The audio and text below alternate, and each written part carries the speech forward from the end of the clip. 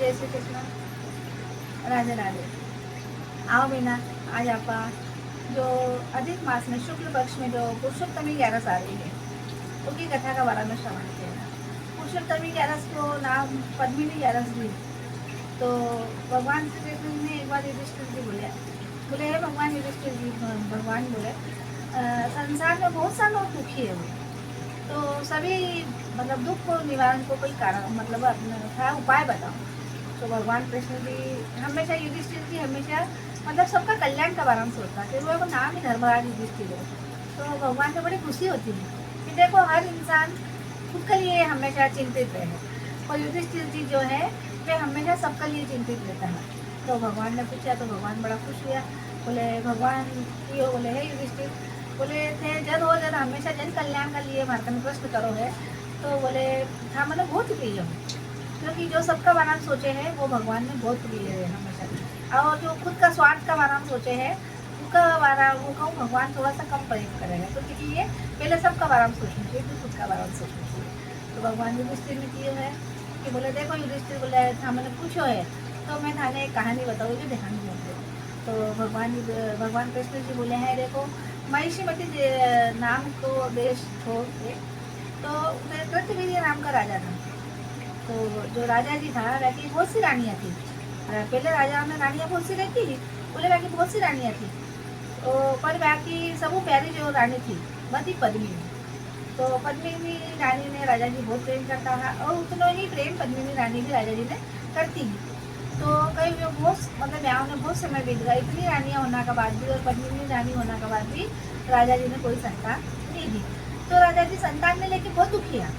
मतलब ब्याह में इतना साल होने के बाद भी अगर संतान नहीं है, धीरे धीरे वृद्धावस्था आ गई, फिर अगर अभी हमारा मतलब कोई है ही नहीं, राजा जी का बाद राज्यपाट करने वाला कोई नहीं है, तो प्रजा को कही हो और प्रजा ने खूब संभाली राजा जी का बाद। तो राजा जी ने बड़ी चिंता हुई तो राजा जी दमयंती ने की हो पद्मिनी बोले कि देखो बोले महाराज नहीं रहना का बाद राज्य को बाहर संभालने के लिए कोई नहीं है, क्योंकि राजा जो है हमेशा प्रजा की रक्षा भी पुत्र की जैसे करता है। तो बोले महाराज बात बोले कि बोले अपना राज्य में संभालना वाला कोई नहीं है, तो मैं एक काम करूँ बोले यही मालूम हमारा कौन सा कर्म है, भगवान कौन सी माता में पूजा मांग रहा है, किस कारण मैंने पुत्र सुख नहीं दे रहा है। तो बोले मैं बोले चलो राज्यपाट से संभालो, और मैं तो बोले तपस्या करूँ भगवान की, और पुत्र होना की बोले भगवान ने पुत्र देना की बोले मनोकामना जरूर बताओ। तो पद्मिनी की कि देखो बोले राजा जी से अकेला मांगो तो बोले भगवान हो सके देरू दे, पर मैं था कि अर्धांगिनी नहीं है, पति पत्नी अगर जोड़ो कोई मनोकामना भगवान का सामने करे है तो निश्चित रूप में वो भगवान पूर्ण में करे है। तो बोले कि मैं भी था साथ चालू थे जैसे तपस्या करो वैसी तपस्या मैं भी करूँ, और जो भगवान था मांगो वो भी मैं था करो भगवान मांगो बोले भगवान अपने अवश्य ही दे।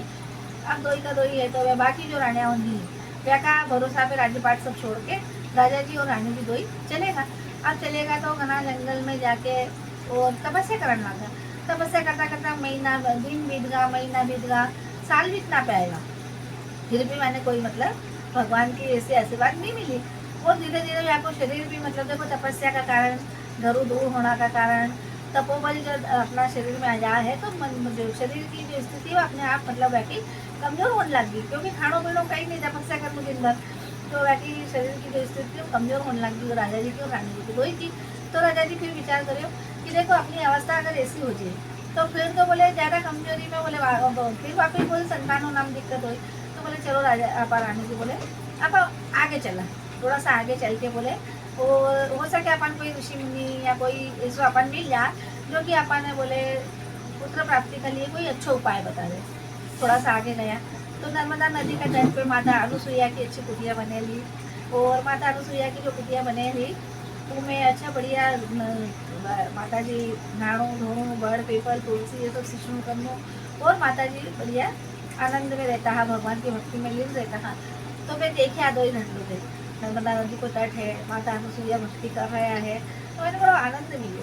अब जब आनंद मिले तो मैं कुटिया में आया और माता जी ने गुरु माँ ने प्रणाम कराया।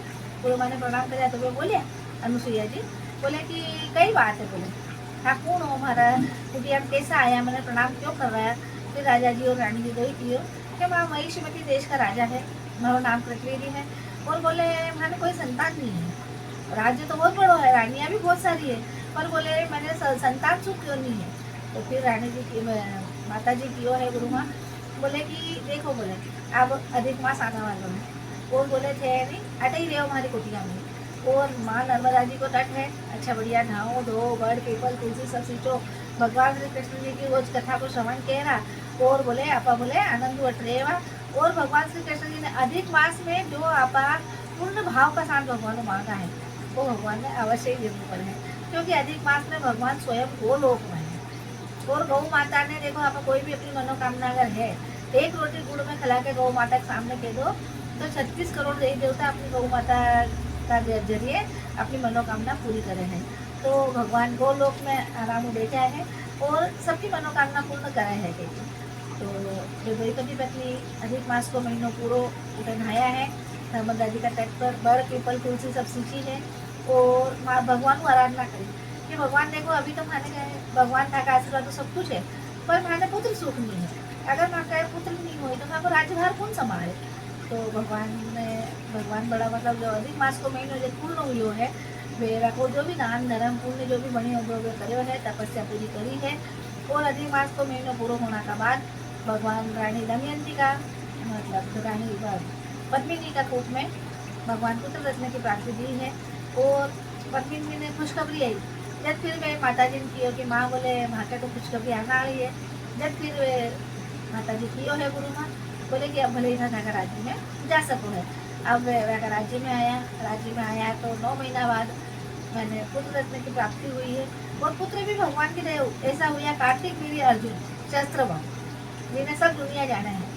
तो वे मतलब राजा रावण ने भी युद्ध में हरा के मतलब इतना बल हो शस्त्र बहु था। तो इतना मतलब बल हो कि वे राजा रावण ने तक जबकि रावण ने कोई नहीं हरा सकते, पर रावण ने वे हराया है। तो सोचो वे कितना बलशाली है। तो भगवान ने अच्छा बलशाली और मतलब अच्छी संतान प्रदान करी है। तो भगवान जो अधिक मास ना है क्योंकि भगवान हमेशा हर मनोकामना पूरी करे है। और अधिक जो 11 करके दान धर्म पुण्य जो आप करा है उनको फल आपने अवश्य ही मिले हैं। भगवान को लोक में रहे हैं। और हमारे देखो मरना का बाद भी तो गाय को दान करा बेतरनी पार करना के लिए। तो अधिक मास का 5 दिन और अपना जो शेष बचा है उतना में अपना हाथ जो भी दान धर्म हुए है वो अवश्य ही करना चाहिए। और भगवान श्री कृष्ण को एक ही आराधना करनी चाहिए कि हे भगवान और कहीं दीजो चाहे मत दीजो, पर वो लोग में बैकुंठ में हमारे बास दीजो ताकि ये 84 लाख योनि जो है अपनी वापिस फेर जन्म आना आई भगवान बा अपने कोई ने नहीं दे। और भगवान का भी गोलोक में अपना ने मतलब मृत्यु का बाद भी भगवान ने गोलोक में भगवान अपने स्थान दे। और सब हर माँ ने बहुत अच्छी स्वस्थ दीर्घायु संतान की प्राप्ति को इसी मनोकामना का साथ बोलो राधे राधे।